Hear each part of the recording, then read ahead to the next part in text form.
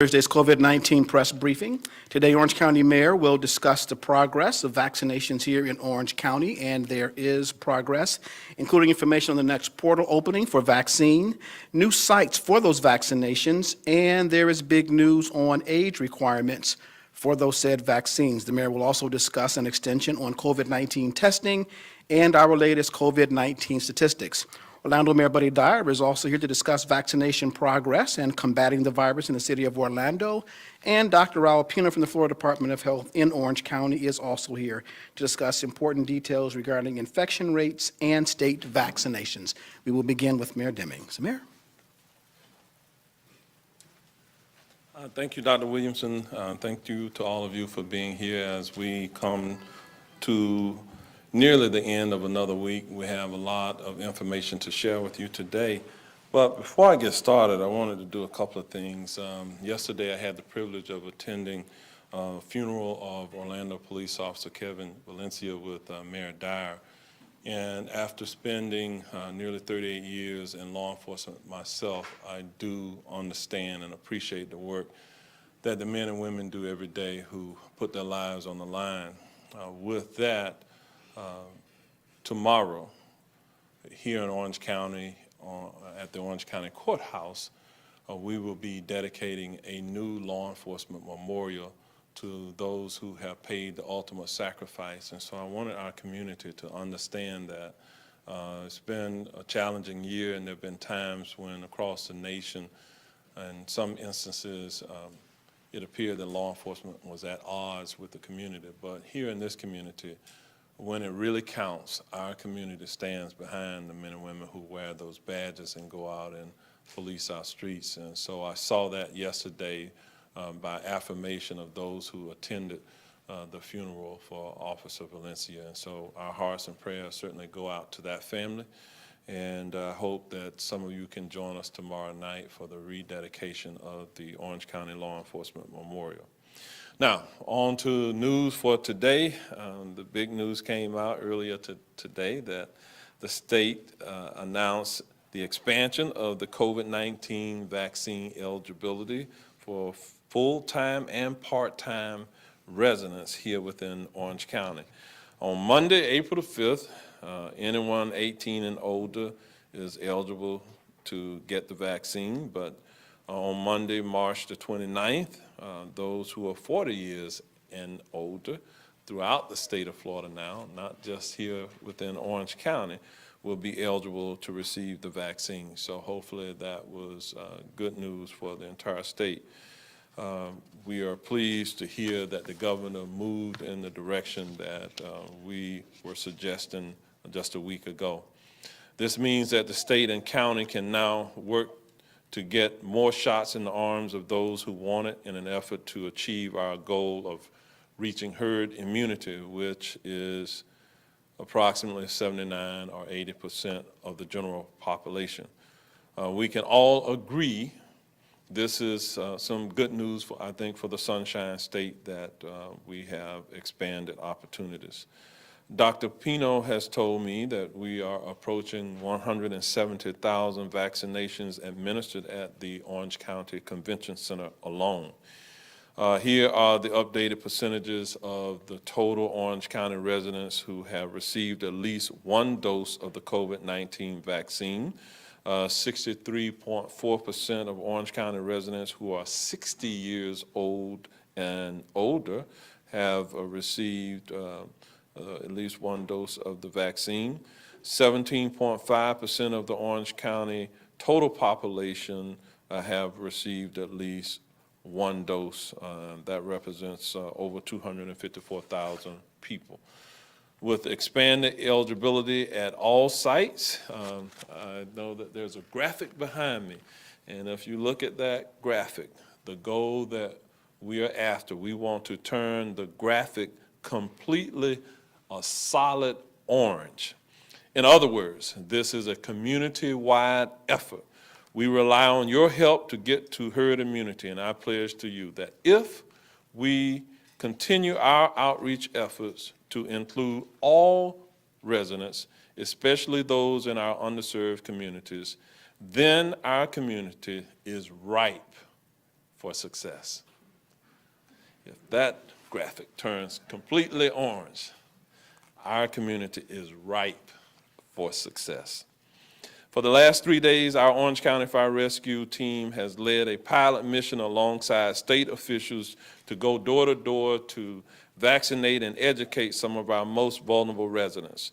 Since Tuesday of this week, state canvassers and firefighter paramedics shared crucial vaccine information with some 6,000 households and vaccinated 250 homebound residents. Primarily, this occurred in the Pine Hills and Lockhart areas. We received positive feedback from those who have been visited and plan to continue to work with the state to provide vaccinations to our homebound residents. In the future, we ask that you keep an eye out for the state canvassers who will be going door to door. Remember, we brought them in on Monday of this week, and we demonstrated to you what their clothing would look like and that they will have an identification. As a reminder, they will carry picture identification and will bear or wear a bright blue, green, or red shirt that says State Emergency Response Team or CERT, S-E-R-T, on it. We will continue to keep you updated on this pilot program and its next stops in the coming days. And now for a news flash. We will open our registration portal for vaccination appointments for the Orange County Convention Center at 9 a.m. on Monday, March the 29th. This will include registrations for all persons 40 and older, all persons 40 and older. Meanwhile, there are lots of options for residents to get vaccinated here in the county. The FEMA vaccination sites do not require any appointments and are walk-up only. Please visit our website at ocfl.net/vaccine to find out about the FEMA sites as well as other opportunities for vaccinations at local pharmacies such as Walmart's and Publix and CVS. At the South Orange Youth Complex satellite site that ran for 3 days from March 21st through the 23rd, a total of 1,363 were administered vaccine. Since FEMA's Valencia West Campus Hub site opened as a 7-day-per-week site, they have administered over 55,000 vaccines. The site runs from 7 a.m. to 7 p.m. Please remember that if you are seeking the first dose of a vaccine to arrive early in the day, as the amount of first doses are limited. So again, we ask that you get there early. Just to give you some feedback, Miami's Spoke site was doing about 61,000, and we are number 2 in the state, the second highest vaccination site for the Valencia site. And that's good news. We are moving along at a fairly good pace. There's also a vaccination opportunity at the South Trail Library branch, which is located at 4600 South Orange Blossom Trail. This vaccine site also operates 7 days per week from 9 a.m. to 7 p.m. or until the supplies run out. I will admit that we deliberately repeat some of the information that we have previously shared because we know some viewers are hearing this for the first time. There are free rides for anyone 60 and up who needs transportation to a vaccination site. You can call 311 and arrange for a free ride through links to the FEMA site at Valencia's West Campus or to the convention center if you have an appointment. Since making this available, Links has made 476 trips to vaccination sites with 293 people served. Let me just say thank you to Links and to those bus drivers who have been assisting our vulnerable residents. Again, you can get information by visiting our website at ocfl.net/vaccine. And now let me talk a little bit about the numbers, our COVID numbers. Since the start of the pandemic, 121,574 cases of the coronavirus have been reported within our county. The disease still remains a threat. There have been 1,173 residents who died of the COVID-19 virus. Our friend Dr. Pino will talk more about the recent deaths and other information about variants and the virus in general. Our 14-day positivity rate is now 5.79%, so roughly 5.8%, and that has gone up slightly. You're going to hear from Dr. Pino also about that. When we talked earlier today, Orange County is seeing an increase in infections among individuals 18 to 25, which is another reason why we must make the vaccine available to younger age groups sooner than later. I'd like to stress to all of our young adults and young people that there is free COVID testing available.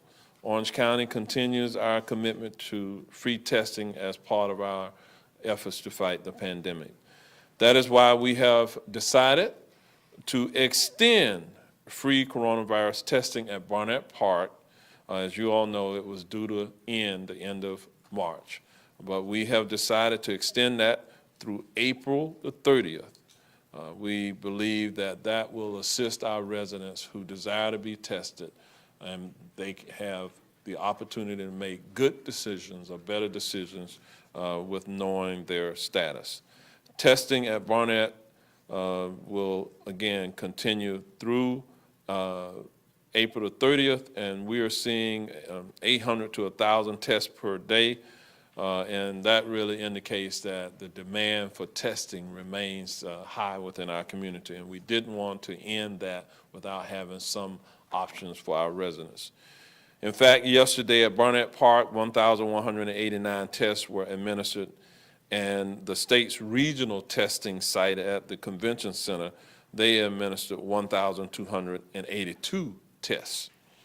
So thank you to our dedicated workers who have been providing that service through our Health Services Department and working in partnership with the Department of Health for months now. They have done so in the heat, the rain, the cold, et cetera. So we do appreciate their efforts. To conclude this week on a positive note, I would also like to take this opportunity to congratulate the local Facebook group called Million Mask Challenge, We Need You, for its outstanding contribution to our community during the pandemic. This initiative began 1 year ago with Andrea Ruiz Hayes as a way to connect local crafters with those who needed masks in our community. As you recall, when we first went under the state of emergency, there was no mass production of facial coverings or protective masks at that time. And so we had community-based organizations who stepped up to the plate to assist our residents. So I'm proud to say the group has sewn and donated 100,000 masks for the state of Florida alone and an additional 40,000 nationwide. Thank you to all 18,000 members of the group for your dedication and passion for helping your fellow neighbors in times of need. And with that, I'm going to turn it over to Mayor Buddy Dyer.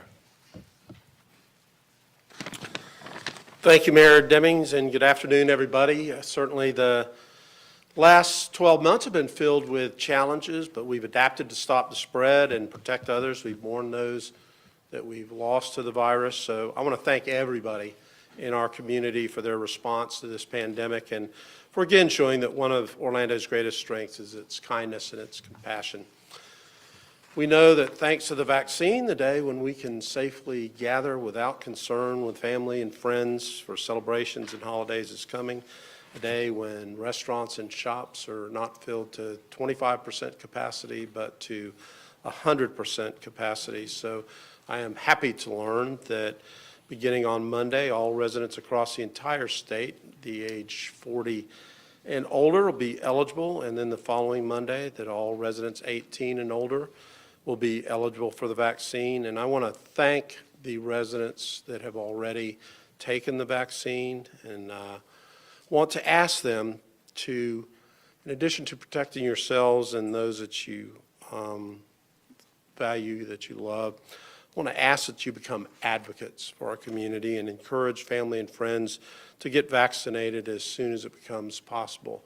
And a week from Monday, it's going to be possibly for virtually everybody in our community. So I encourage everybody to make a plan on how you're going to get vaccinated. There are many different sites, as Mayor Demings has described, and some are walk-up and some are by invitation. So there's going to be a large block between that 21 and 40-year-old that ought to start making preparation on how you want to go about that. Share also, if you've received it, that it's safe, and let the others understand how critical it is for our region's recovery that everybody get vaccinated. We remain focused on controlling the spread of the virus, so our recreation staff and firefighters have worked together with the health department to identify residents that are 65 and older and unable to leave their homes and need mobile on-site vaccinations. So I want to thank Dr. Pino and the Department of Health for assisting us with that. In addition, Dr. Pino will talk about mobile units that'll be in various neighborhoods that can administer up to 1,000 vaccines to residents in a single site. So I want to thank Dr. Pino and the Health Department, and of course the federal government for the site at Valencia and the spider sites that have been out there as well. And last, I want to highlight one more place to have an opportunity for a vaccine is at Trotters Park tomorrow, 10 a.m. to 5 p.m. It's a mobile vaccination site available to walk-ups, and that'll be a Johnson & Johnson vaccine, so it'll be open tomorrow according to the state criteria. Thank you for being here today. Dr. Pino. Thank you, Mayor. So right to the numbers, positive, our recovery rate is 97%. The mayor gave you the number on the total infections. And our 14-day rolling positive rate has increased a little bit. I want to show this graph first because something is happening with the pandemic right now. As we have vaccinated a great number of the older segment of the population, the younger segment of the population, 18 to 25, the number of infections are increasing. And that's the line on the top. And you see how they diverge and mimic each other, especially the one in the bottom and the one in the top. So the more that we are reducing in the older segment, the more that is increasing in the younger segment of the population. So the infection continue to be active.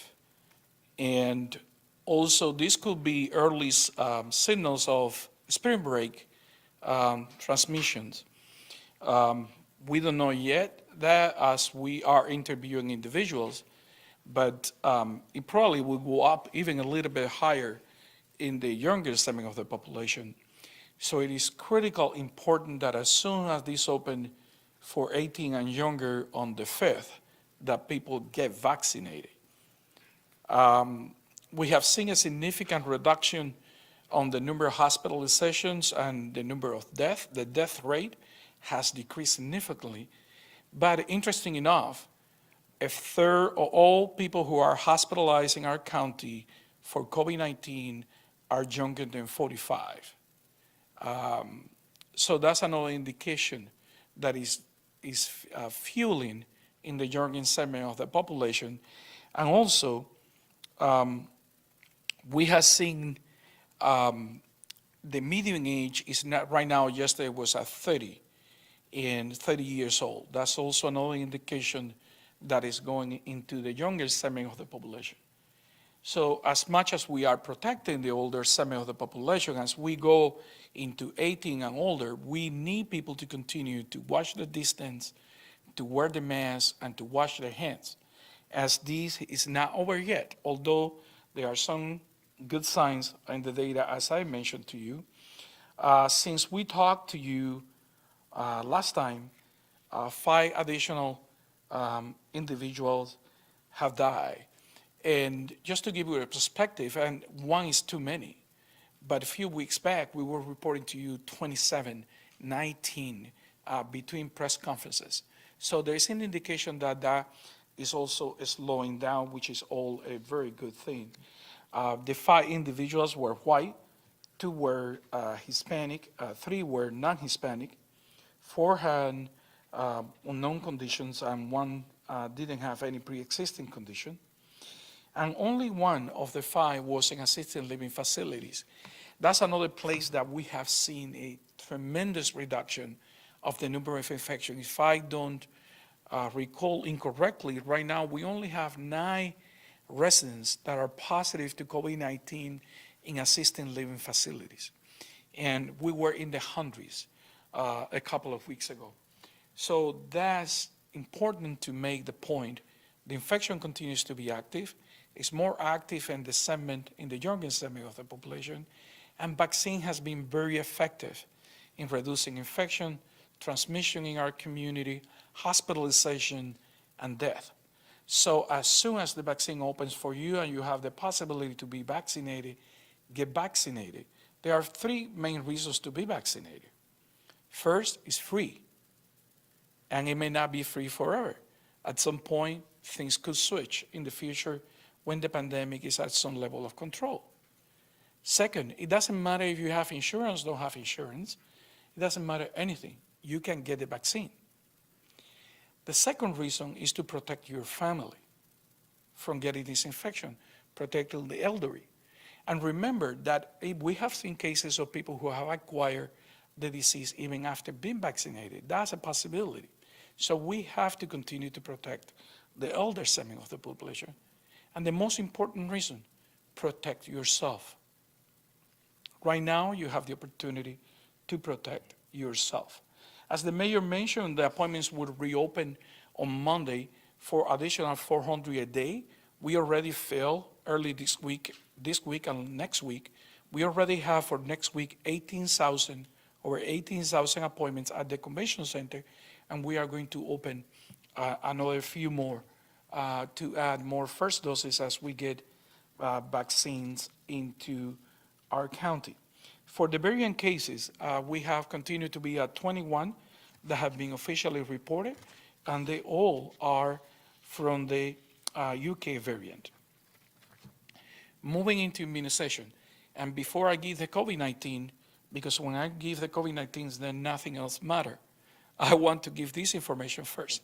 This year, we are not going to have a back-to-school event, meaning we are not going to open intense vaccinations during the summer for students to have the vaccine ready for school, because we cannot do both. We cannot vaccinate the entire population and also the students. It is important for the parents to seek vaccination for their children, especially those who are going from 6th to 7th grade, needs to have the Tdap vaccine. Now, I understand that the Board of Education is also working with a strategy with a private provider that we are in contact as well that may come into schools and do the Tdap. So it's important for parents when you receive the package from the school with information to sign the consent, because the vaccine will not be able to be given if your child doesn't have a consent in file to receive the vaccine. This is a vaccine that they already had. It's just a booster that they get in 6th grade.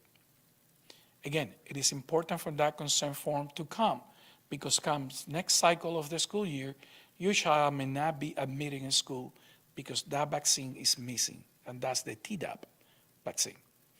We did a test run with this group, if you remember, for the flu, and it worked very well. So we think that this initiative, if the Board of Education and the provider get into a final agreement, will be a great thing for the schools. It will facilitate getting vaccinated. It will prevent parents from having to take time off to get their children vaccinated, and it's all free again. So now to the numbers. In our county, we are approaching 500,000 doses. We are at 416,241 doses. This is doses, not individuals, has been given into our county. Of those, 365,733 have been given to residents of Orange County. For people over 60 years old, we have administered 262,568 vaccines. And for Orange residents over 60, there has been 222,401. Now, complete series in our county. That means they either have the 2 doses for Johnson & Johnson, the 2 doses for Moderna, the 2 doses for Pfizer, or they have Johnson & Johnson. So in complete doses, 125,777 individuals are fully immunized in our county. And that is 8.89% of our population. Now, that percentage is a little bit higher if you exclude 18 and younger, because that segment of the population is not getting vaccinated. But I gave you the total number as a percentage of the entire population. Now, for percentage, residents receiving 1 or more doses, 254,065, and that's 17.95% of our population have received at least 1 or more doses. For residents over 60, as the mayor mentioned to you, 143,278, and that is 63.3% of our population. With that, any question that you may have, I would be more than willing to answer. Thank you. All right, thank you, Dr. Pino. We will open it up for questions. We do have from the school district, Mr. Scott Howard joined us. We also have Mr. Tim Boldick from our compliance team. We have Commissioner Myra Uribe has joined us, and Commissioner Maribel Gomez Cordero, and we have Ms. Ilia Torres to do Spanish translation. So with that, we'll open it up at this time. Lauren Seabrook, Channel 9. My question's for Dr. Pino. All right, you're back, Doc. She's back. Dr. Pino, I'm curious, with the way the vaccine rollout's going, moving to 40 and up, and then making it available to everyone, how have your expectations changed for when we might reach herd immunity? And are your staff, are you guys tracking like that along with the number of people who have been infected that might have some natural immunity? We haven't had the number of people that may have a natural immunity. Because when you look at that, it's probably higher than we think, as the number of asymptomatic infections was higher than we expected. So in reality, immunity right now is probably higher the percentage that we are offering. And the state is also advising that because we are not receiving the VA data yet, they report directly to the feds, our coverage rate could be 5 to 8% higher than what it is right now. So yes, we know that we are under-reporting, and that in this case is a good thing, because it keeps us on the edge and continue to work harder on this. So it depends of also the volume of vaccine available. The more that we get, the more that we can give, the quicker that we can reach those points. But also remember, Orange County is a hub, Orlando is a hub for the entire region. And about, I believe, is 65% of the people vaccinated at the Orange County are Orange County residents. The other percentage are not. So we're also offering services to the surrounding communities. We have those percentage. If someone is interested, we could disclose those. So we are ready to expand with close pods in places like UCF and large employers in the county that will accelerate our ability to reach that percentage. But again, all depends on how much vaccine we get. So when do you think we'll get the herd? I don't have an idea, really. It's very difficult to project that. And also, it's going to, I don't know if we will not reach that percentage right now with the level of hesitance that we have in the community. And that's an important element to keep in mind. We have some level of hesitance to vaccination, and that could hamper our ability to get into the 70s. Troy Campbell with News 6. This question is for Mayor Dyer.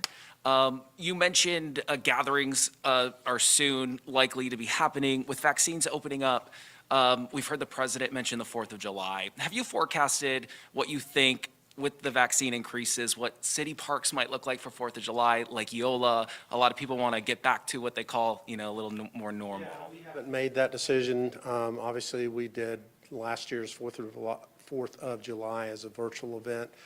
So we're going to have to make that decision pretty soon because of the lead time for vendors to make decisions and be prepared for that. But we have not made a decision on fireworks displays for 4th of July.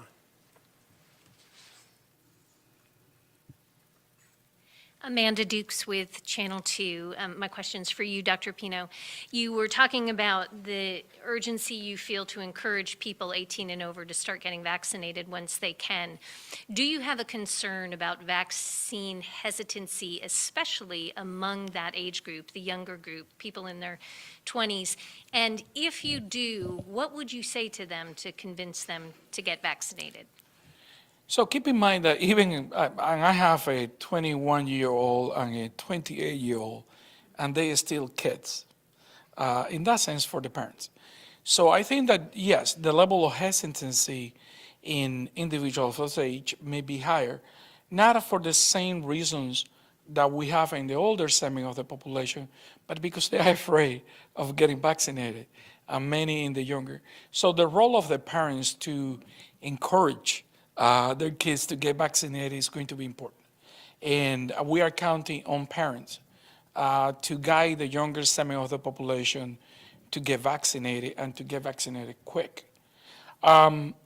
Listen, I don't want to scare anyone. That's not our role. That's not what we do. And we have tried not to do that. But this virus has many unknown factors that we are discovering. So the quicker that we can get rid of this, the better that it will be for all of us. Lara Greenberg, Fox 35. This question is also for Dr. Pino. When we opened it at the convention center to 40 plus, I think those appointments, there were 7,000. They sold out in 13 minutes. Not sold out, but you know what I mean. Yeah, I don't want to go to prison. Is that a concern? I'm not selling anything. Is that a concern here as you now open it to 22 years more worth of people in the county? Well, I think that, the governors have better information than we have, and they probably have projections in the number of vaccines that are coming. And I think that those decisions are also based on the volume that they are expecting. There's going to be an increase of demand for sure. Are we going to be in a similar place that we were when we initially opened in January, where we have people claiming for the vaccine? Yes, that's going to happen. But in 4 weeks, 6 week time, we will be in a point that anyone can get the vaccine at any time. And even at 3,400, we could increase the numbers at the convention center a little bit. That side is so resilient. The more that we increase the number, the better it works. I don't know why, but we are starting 500, we increased to 1,000, we went to 15, we went to 2,000, we went to 25, 30, 3,000, and now 3,400, and continues to work and continues to do well. We think that we can go up to 3,700, but again, we don't have that volume of vaccine yet to sustain that. This is Melissa Thomas of Florida National News. Dr. Pino, this one's for you too. Just come on back around.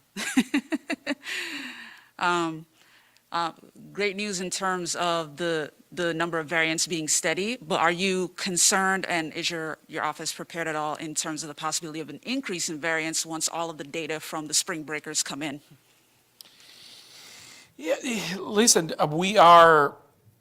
there's not much that we can do about the variants in a sense that I have explained. This is also always retrospectively. You learn about the variants when it already occurred. We have not seen the numbers that other places have seen in the country. And there's an effort to detect it. I don't know if it's just not happening or we are not being good enough to detect it everywhere that it is. But the team is prepared, it's ready, they are interviewing. Thankfully, we don't have that many different variants going on. It's just this one from Britain. And we hope that it keeps that way. This is Steve Hudek from the Orlando Sentinel. This question's for Mayor Demings. I was hoping you could clarify some numbers and maybe tell us what these mean. You said that the CERT group, the canvassers, had visited 6,000 households, but only 250 people were vaccinated.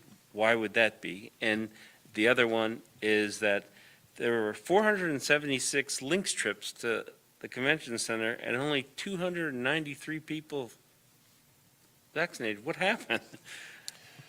I think they were probably counting double trips, various things. Sometimes perhaps someone took a ride to the convention center where they needed an appointment and they didn't have one.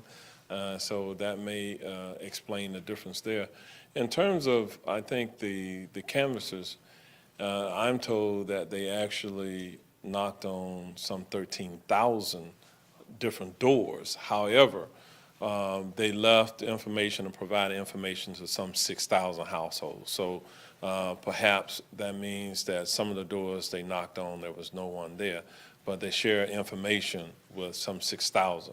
And so out of that 6,000, yes, 250, they reached the maximum available doses that was allotted for that particular mission. So we are dependent upon the state to provide the inventory of a vaccine. And so as a matter of fact, when I was here, Dr. Williamson shared with me that apparently this afternoon, they reached the capacity of the available supply that the state provided for the mission, which means that unless the state renews the mission for another area, then that program may end, and we may look at doing it in another way here within Orange County, because we don't control the supply. Again, it's controlled either by the federal government and then through the state, and we look to engage in efforts that is going to increase the total number of people who will be inoculated. Our outreach has been really focused in some of those underserved areas that seem to be a challenge to get the numbers up. And so we're going to continue our efforts in that regard. We will continue to work with the local churches and faith communities and others to try to get those numbers up. But we submit our request to the state for inventory, and the state says yes or no, and depending upon the supply, we have contingency plans to do significant other missions, but until we get the supply up, we can't move forward with some of those initiatives. May I have a quick follow-up on that? Yes. Sorry, Jeff. In that context, then, it sounds like it's been very successful, but that it could be even more successful if we had more, higher volume. If we had, I say it was successful because I believe that in dealing with vaccine hesitancy, you have to share information with the public. So even if the number of people who made the commitment, given the eligibility criteria, you had to be 50 plus and homebound, if that eligibility was broader, more people in those homes where we knocked on doors likely would have agreed to be vaccinated. But we were limited by supply. So if the supply increases and the eligibility criteria is relaxed, then we would be able to vaccinate many more people when we're out in those neighborhoods. So I think that as the state moves forward, we're trying to make any policy decisions regarding this. They're going to have to take all of this feedback into consideration. And we'll help them with that, of course, to share what we think the eligible criteria should be. And there are other communities or neighborhoods that we would love to move the program to. Okay.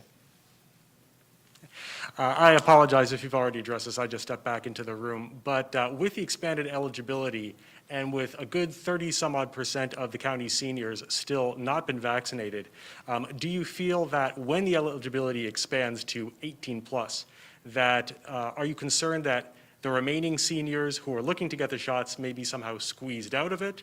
Or is there the possibility that, do you feel confident you'll have enough supply by then in order to accommodate them all? Or are you planning some kind of giving seniors priority? Have you thought about that at all? And if so, what does that look like? Well, I don't believe we'll get to 100% of the seniors for many reasons. Some of it may be for medical reasons. But we're going to try to get up to at least that 79, 80%.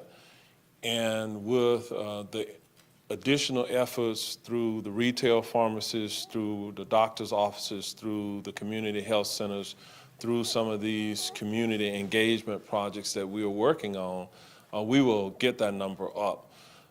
In some cases, I believe that with the homebound program, I would say that it's somewhat successful there. We will continue to communicate to the members of the public that we have numerous opportunities throughout the community for them to be able to get vaccinated. So I'm going to remain optimistic.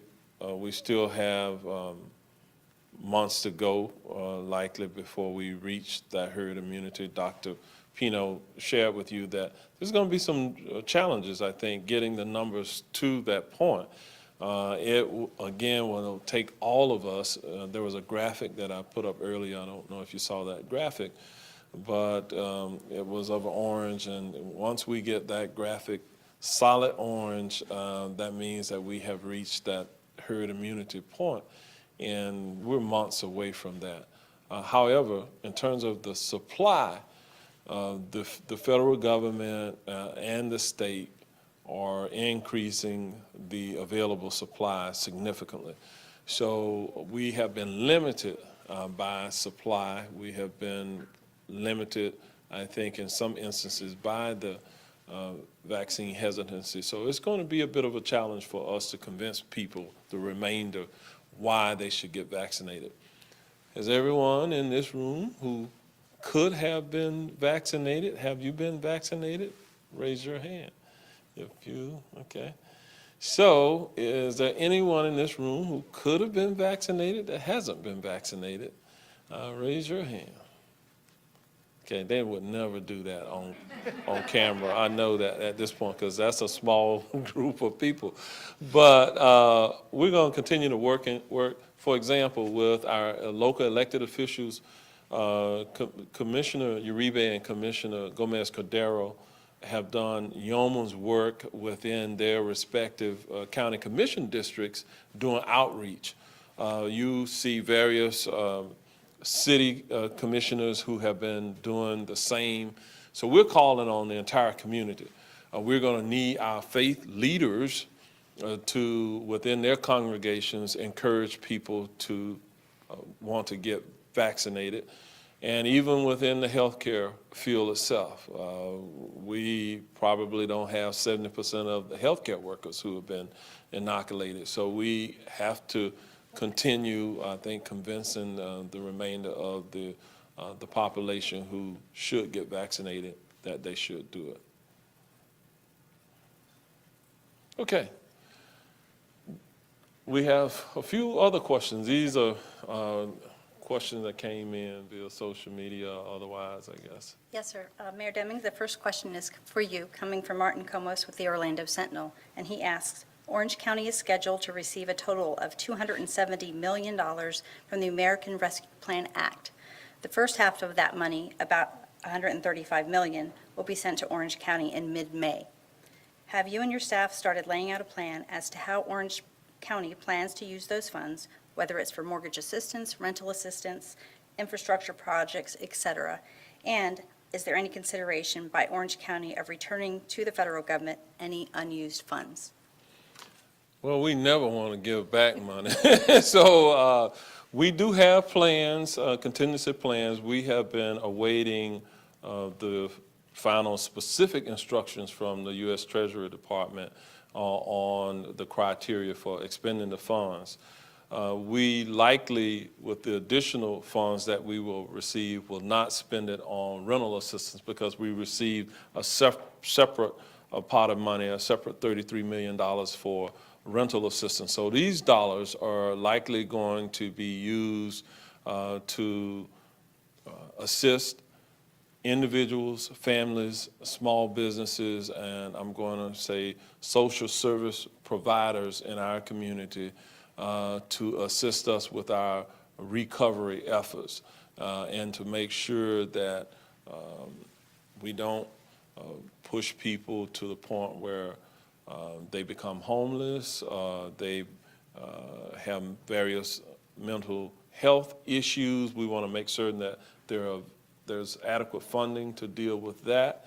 And perhaps even from a preventative health care perspective, we want to make certain that we're addressing all of that going forward so that we can come out of the pandemic better than we were before. Thank you. And the next question is for Dr. Pino, coming from Holly Bristow with Fox 35 News. And she asks, how are you gearing up for the governor's announcement regarding opening vaccines to 40-plus starting on Monday and everybody starting the following Monday? So for the 40, we were already, the county operating side was already doing it. So in that sense, that one is done. We are preparing for the increase in demand, which is interestingly enough, and people should know this also, is that at the same time that we are doing first doses, we are doing second doses. And sometimes the limitations in the appointment is because people are already scheduled automatically to take the second dose. So again, it's going to be an initial period where the demand is going to be a lot higher than ability to fulfill that demand. But we expect that similar to what happened when it was open to 65 plus, that demand will last 3 weeks, 4 weeks, and then after that, things will level off, and we will be able to keep up with it. Great. And the next question is also for you, Dr. Pino, coming from Ryan Lynch with the Orlando Business Journal, and he asks, with the vaccine becoming available for more people soon, what level of vaccination do you expect the county to allow businesses to return to more normal operations, and what factors would encourage moving in that direction? I can't answer that question because it will not be my decision. That's a political decision. I will advise the political forces as a public health official, but I would not be making that decision. Okay, thank you. And lastly, this question is coming from Deanna Albritton with WFTV, and this is for Mayor Demings. Mayor Demings, how do you feel about minority vaccination rates now? Have they gotten better? If so, what things in particular do you think that have helped the most? We're still lagging behind with vaccinations within minority communities. The rollout initially by the state was not what it should have been, and we're playing catch up. But we're getting better, and we have a number of initiatives as the state provides additional inventory of the federal government. I believe that we'll be able to close the gap. Okay, thank you. That's the last question. Okay. Well, since that was the last question, Dr. Pino, I like when you come, they don't ask me all the questions, so we're not going to let you be absent anymore. Commissioners, did we cover everything? You all want to cover anything? Okay. All right. Thank you all. The next press briefing